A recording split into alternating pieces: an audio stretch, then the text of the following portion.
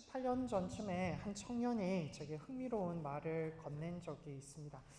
한국 교회는 우리가 죄인이라는 사실을 너무 강조해서 교회 올 때마다 성도들을 좀 주눅들게 만드는 것 같아요 라고 그런 이야기를 하더군요. 그러면서 교회에서 이제 좀 이렇게 죄인이라는 말을 좀 덜 해도 되지 않을까요? 라는 그런 질문을 하는 것을 들었습니다. 질문에 답하려는 그때 차가 멈추게 되어서 다 같이 내리는 바람에 답은 해주지 못했는데요. 그 청년이 제게 했던 그 질문이 한참이나 머리에 맴돌았던 기억이 있습니다. 여러분은 어떻게 생각하십니까? 교회에서 죄인이라는 이 말을 좀 더 덜 써야 할까요?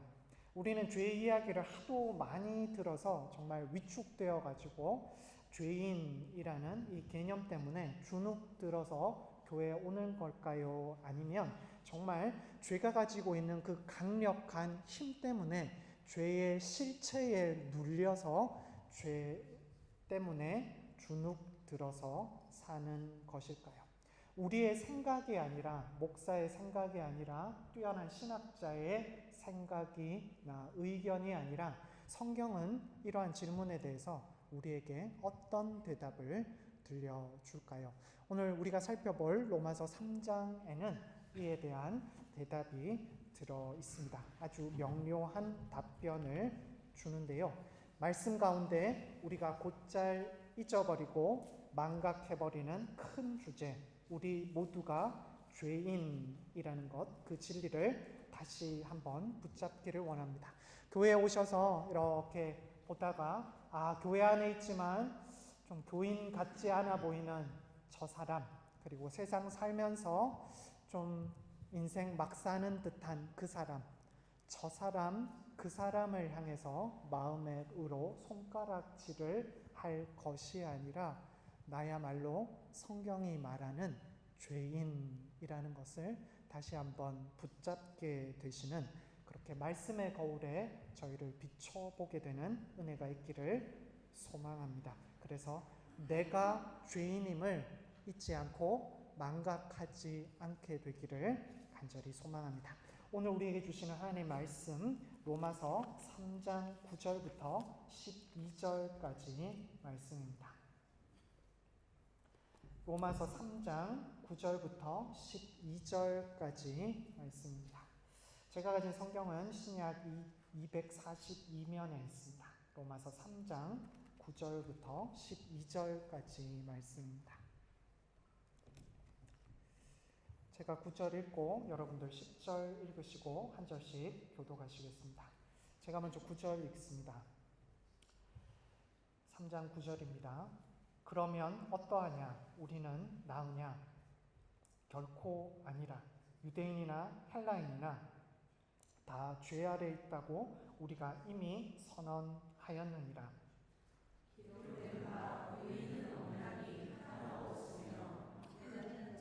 깨닫는 자도 없고 하나님을 찾는 자도 없고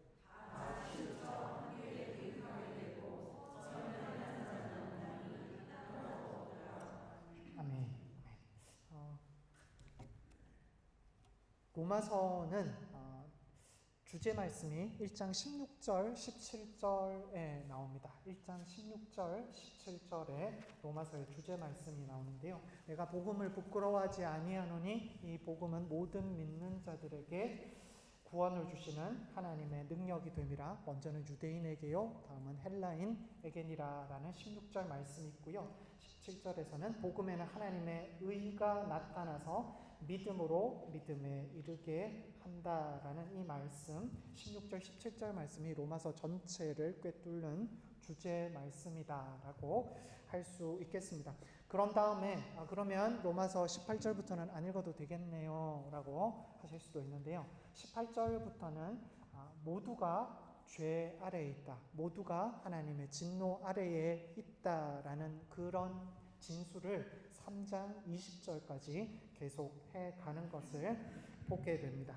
하나님을 믿는 유대인이든 하나님 없이 살았던 이방인이든 상관없이 모두가 하나님의 진노 아래에 있다, 죄 아래에 있다, 율법 아래에 있다라는 말씀을 계속해서 반복하고 있습니다. 속된 말로 좀 표현을 하게 되면 우리 인생은, 이 세상에서 사는 우리 인생은 망했다라는, 쫄딱 망했다, 영적으로 정말 구제할 수 있는 길이 없다라는 그 진술이 1장 18절부터 로마서 3장 20절까지 이어지는 것입니다.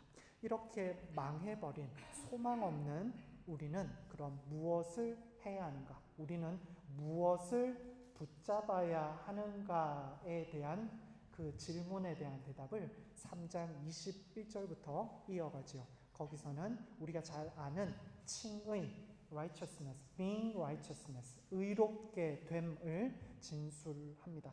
사도 바울은 1장 18절부터 3장 20절까지 칭의가 필요할 수밖에 없는 조건을 계속해서 이야기하고 있는 것입니다. 이방인이든 유대인이든 모두가 하나님의 진노 아래에 있으니 우리 모두는 복음이 필요하고 우리 모두는 은혜가 필요하고 하나님처럼 의롭게 됨을 입는 것이 필요하다라는 것입니다. 영어로 silver lining이라는 어구가 있습니다. silver lining이라고 하는 어구인데요. 아마 청년들이나 영국에서 자라신 분들은 다들 아실 텐데, 구름 뒤에 이렇게 햇볕이 이렇게 올라올 때 구름 끝자락에 빛이 뒷면에 있는 해가 반사되어서 구름 끝면이 은빛으로 이렇게 반사되는 것을 실버 라이닝이라고 합니다. 구름이 다 가려져 있다 해도 그 뒤에 해가 있다라는 것을 실버 라이닝으로 알 수 있지요. 망해버린 것 같은 우리 인생, 1장 18절부터 3장 20절을 계속 읽어가다 보면 정말 소망이 없는 듯한 우리 인생이라 하여도 실버 라이닝을, 그 뒤에 있는 하나님의 은혜를 우리는 발견할 수 있습니다. 이런 흐름 속에서 오늘 본문 말씀이 들어 있습니다. 오늘 본문 말씀은 유대인들이나 헬라인들이나 모두가 죄인이다라고 말씀하고 있습니다. 9절 말씀 같이 한번 읽겠습니다. 9절입니다. 같이 읽습니다. 그러면 어떠하냐? 우리는 나으냐? 결코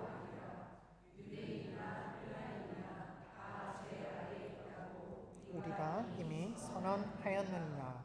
아멘. 9절에 나오는 우리는 이라는 이 부분은 유대인을 의미합니다. 바울은 유대인인 우리가 나은가? 라고 질문하고는 결코 아니다, 절대 아니다 라고 이어서 스스로 대답하고 있습니다. 유대인이든 이방인이든 모두가 똑같다라는 진술을 사도 바울은 하고 있습니다. 바울이 이 이야기를 한 이유가 있습니다. 성경 공부 때 이제 로마서 3장 1절, 2절 말씀을 같이 볼 텐데요. 바울이 로마서 3장 1절을 기록하면서 이방인도 죄인이고 유대인도 죄인인데 유대인의 나은 점이 좀 있어 라는 설명을 3장 1절부터 8절까지 이어갑니다. 근데 유대인이 이게 좀 나은 점이야 라고 하면, 그래, 유대인이 그래도 좀 낫지 않겠어 라고 사람들이 착각할 수 있기 때문에 바울은 다시 한번 3장 9절에서 유대인이나 헬라인이나 모두가 다 죄인이야 라고 하는 이 논술로, 진술로 다시 돌아와서 시작하고 있습니다. 유대인들이 말씀을 맡았습니다. 말씀을 잘 지켜왔고 기록해 왔는데 유대인으로서 누린 그 이점과 유익이 있었습니다. 그러나 유대인이 가진 그 이점이 유대인들을 의인으로 만들어 주지는 않는다라는 것을 바울은 말씀하고 있습니다. 우리가 교회 생활을 오래 하다 보면 나는 잘 믿는 것처럼, 나는 괜찮은 성도인 것처럼 우리가 착각할 때가 참 많은 것 같습니다. 오늘 말씀, 우리 유대인은 나으냐? 유대인이나 헬라인이냐? 다 죄 아래 있다라는 이 말씀은 우리에게 큰 시사점이 있습니다. 우리 각자가 질문을 만들어 봐야 합니다. 나같이 교회 오래 다닌 성도는 불신자들보다 낫지 않겠는가라는 질문을 스스로에게 던져보고 그에 대한 대답을 스스로 해야 합니다. 결코 아니다라는 대답을 우리 스스로가 해야 하는 것입니다. 임 권사님, 교회 출석하신 지 한 몇 년 정도 되신 것 같으십니까? 나이 연세만큼?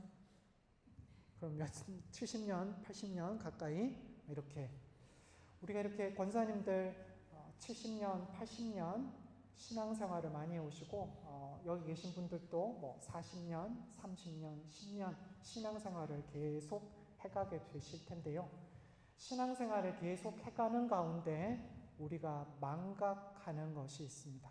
그것은 우리가 죄인이라는 것, 그 우리 디폴트 상태, 우리 기본 상태를 잊어버린다라는 것이지요. 신자나 불신자나 모두 다 죄 아래에 있다라는 것을 분명히 인식해야 하는 것입니다.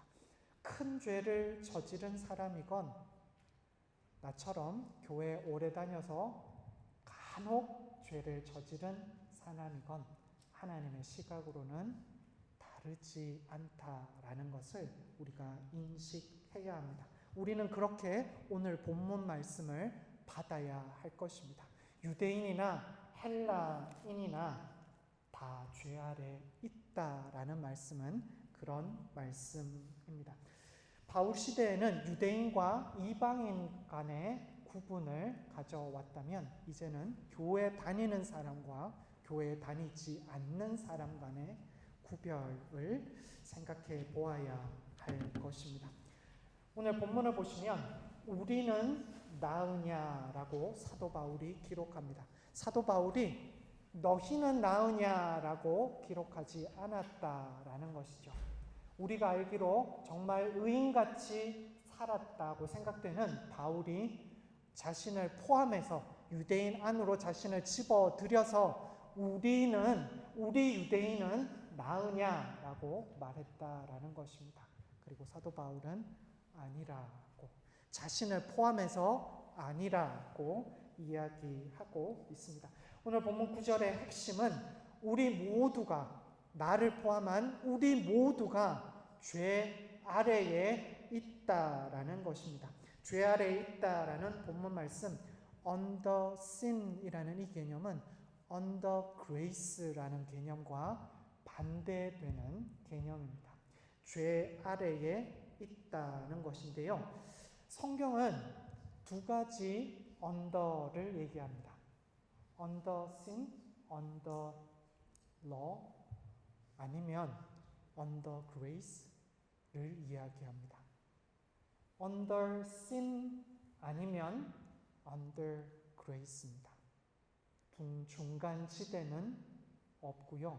이 둘 중에 한 가지에 우리는 속하게 됩니다. 죄 아래에 있다라는 말은 단순히 내가 죄를 간혹 지었습니다라는 의미가 아닙니다.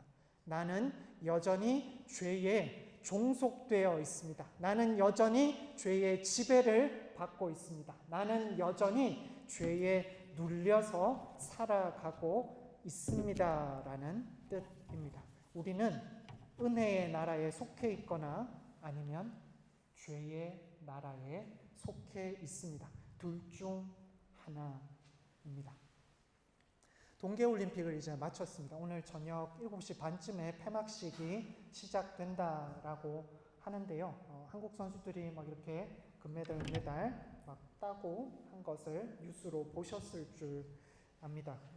한국에서 한 방송사가 독점해가지고 유튜브를 아무리 뒤지셔도 한국 선수들이 금메달 따는 장면을 보기가 좀 어려우실 겁니다.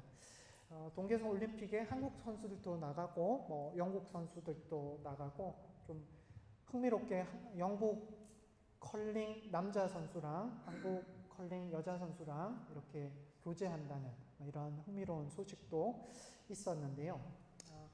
올림픽에 나간다라는 것은 한 나라를 대표해서 나갑니다. 간혹 귀화를 해서 뭐 중국으로 귀화하든 헝가리로 귀화하든 얼굴은 보니까 저거 한국 사람인데 싶지만 중국으로 귀화해서 중국을 대표하거나 아니면 다른 나라를 대표합니다.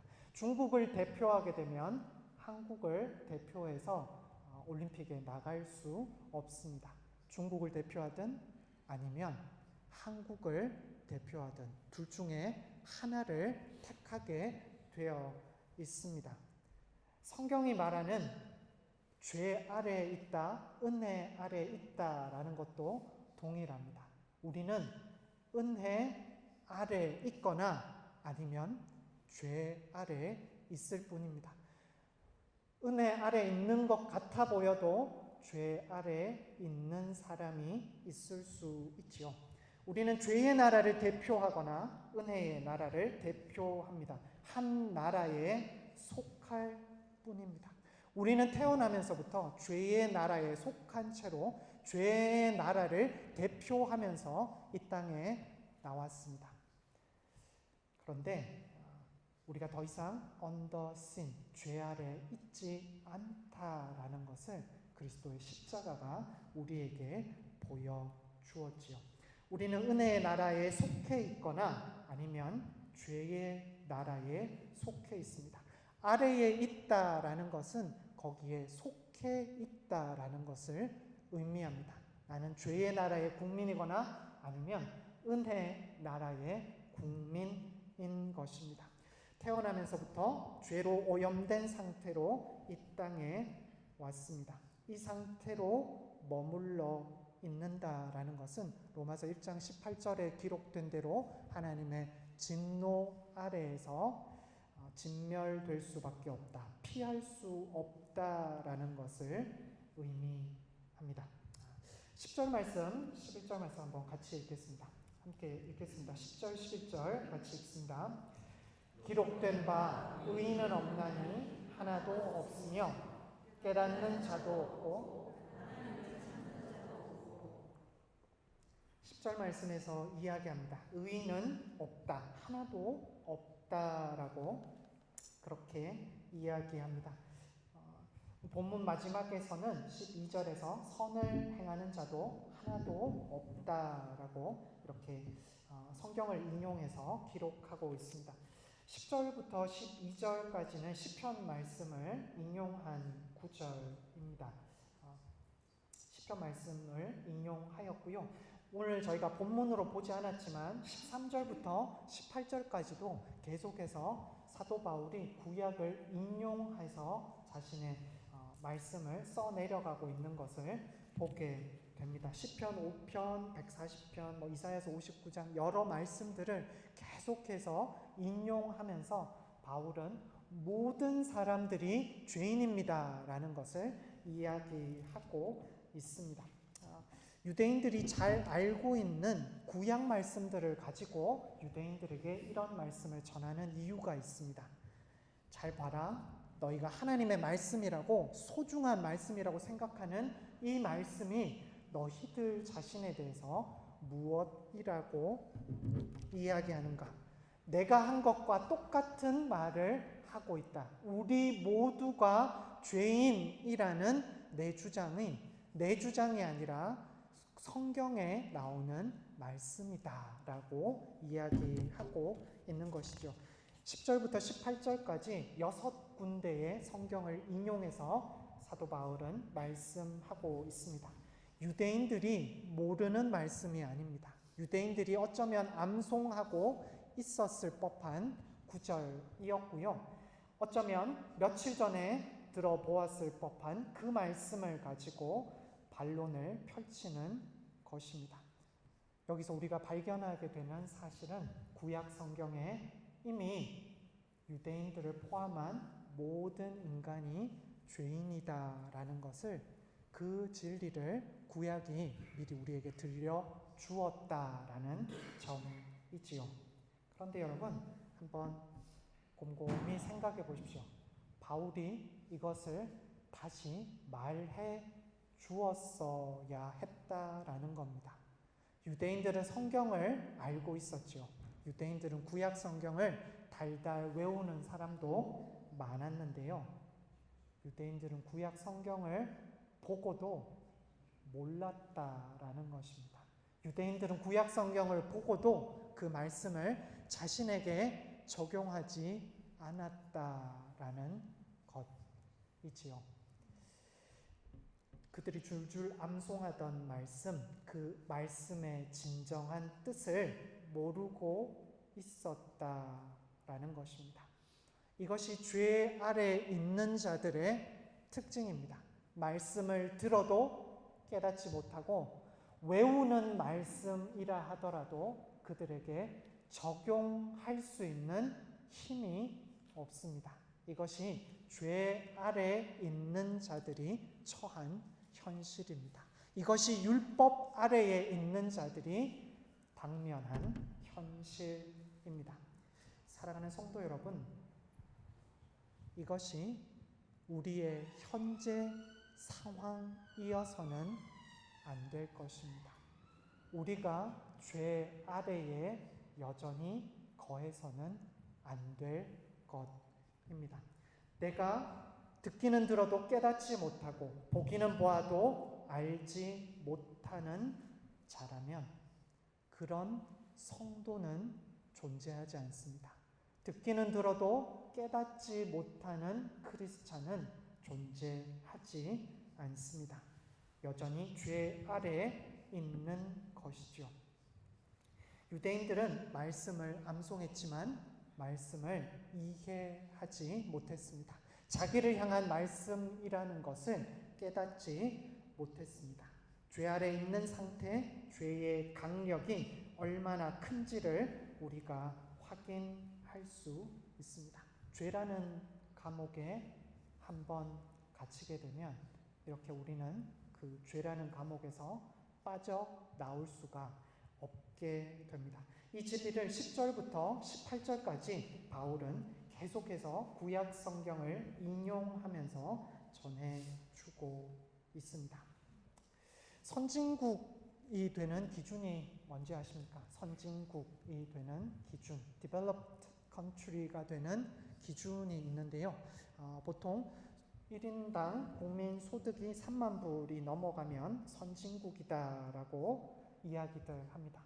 사회 보장 제도가 잘 갖추어져 있는 것, 그리고 시민 의식도 민주주의도 이렇게 보지만 눈으로 보기에 가장 판별이 되는 것이 국민 1인당 국민 소득인데요.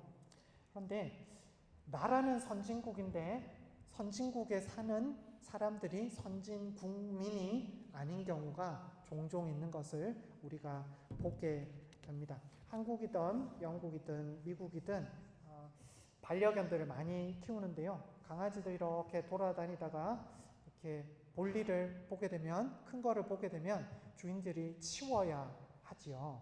근데 몇 해 전부터 제가 이렇게 보니 그걸 안 치우는 주인들이 점점 조금씩 늘어가는 것 같습니다.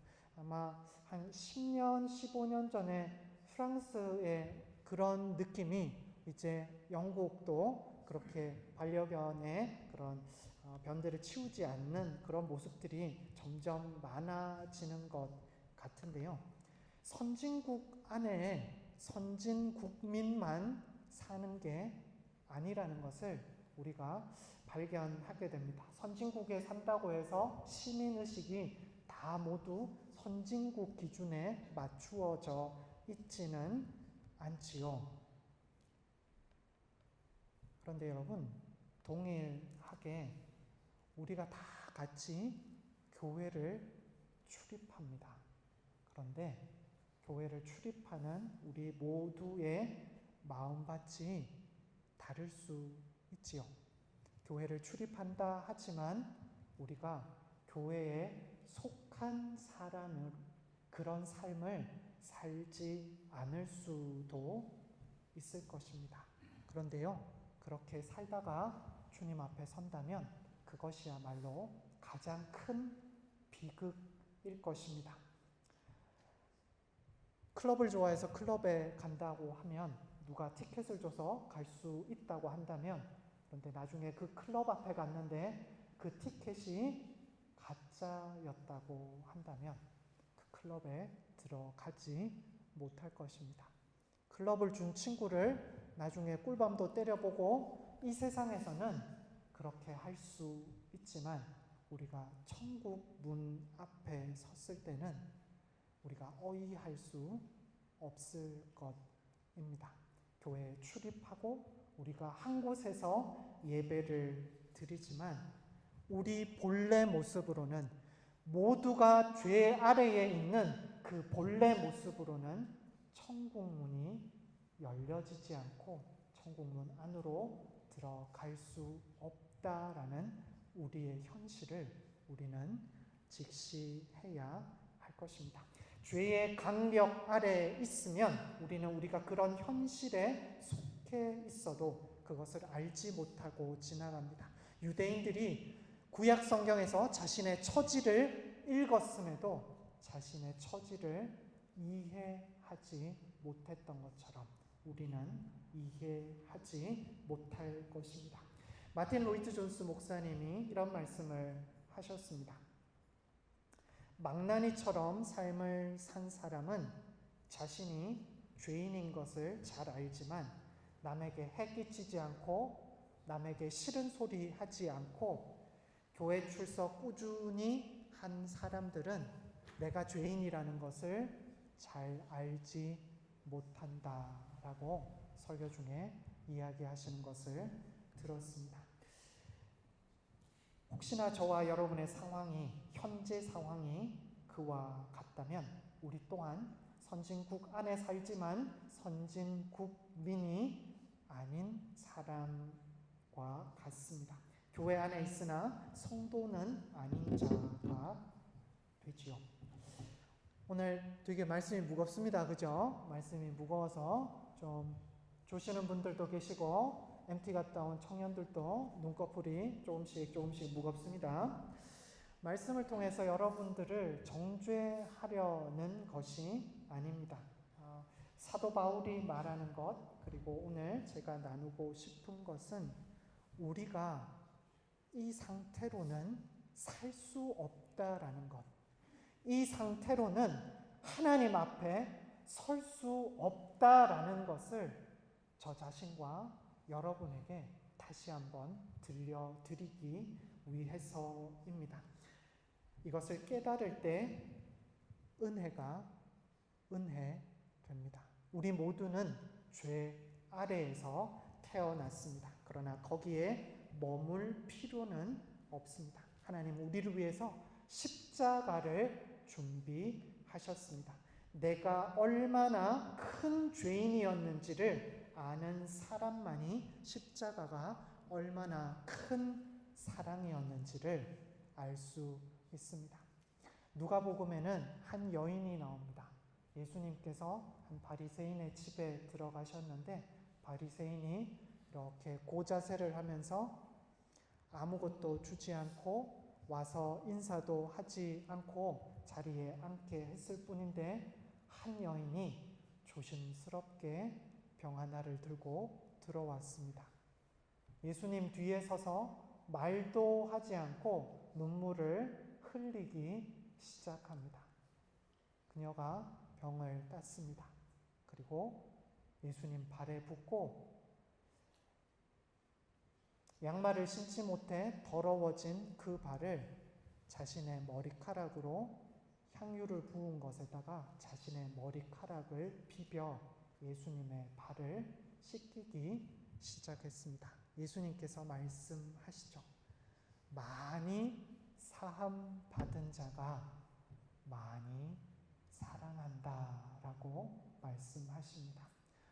오늘 이 말씀을 저와 여러분 나누고 싶은 이유는 우리의 현실이, 우리의 원래 상태가 구원받을 수 없는 그 위치에 있었다라는 것을, 우리 모두는 정말 많이 용서받은 사람이라는 것을 여러분들과 나누기 위해서입니다.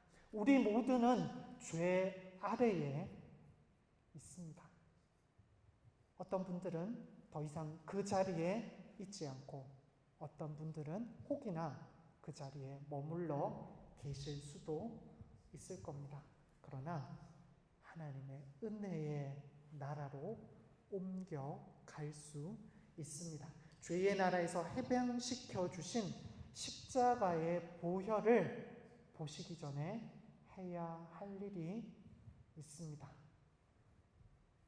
추악했던 내 본래 모습, 도저히 눈을 뜨고는 볼 수 없었던 나의 죄악된 모습, 그 모습을 먼저 보시고 예수 그리스도의 십자가를 다시 보게 될 때 많이 용서받은 자로 예수님을 더 사랑하게 될 것입니다. 그 은혜가 오늘 우리 모두에게 임하여 더 이상 죄 아래에 있지 않는 저와 여러분 되시기를 간절히 소망합니다. 함께 기도하시겠습니다. 사랑이 많으신 주님, 감사합니다. 우리의 마음, 우리의 실체를 다시 한번 알려주셔서 얼굴에 뭘 묻히고도 알 수 없는 저희들, 거울을 봐야 알 수 있는데 시마다 때마다 망각하는 우리의 현실, 추악하고 말로 다 표현할 수 없는 죄악된 우리 현실, 예수님이 아니었다면 천국문이 우리 앞에 열리지 않았을 우리의 삶, 그 삶을 보게 하시고 교회 생활이 길어질수록 점점 망각해져 가는, 망각되어지는 죄 아래에 있었던 우리의 신분 잊지 말게 하시고 십자가가 없다면 언제든 그 구렁텅이로 빠져들 수 있음을 기억하게 하여 주셔서 망각의 샘물에서 나와 은혜의 샘물로, 죄 아래에서 나와 은혜 아래로 나아가는 민주당 한인교회 모든 성도님으로 주님께서 세워 주시옵소서. 감사드리며 예수 그리스도의 이름으로 기도드립니다. 아멘.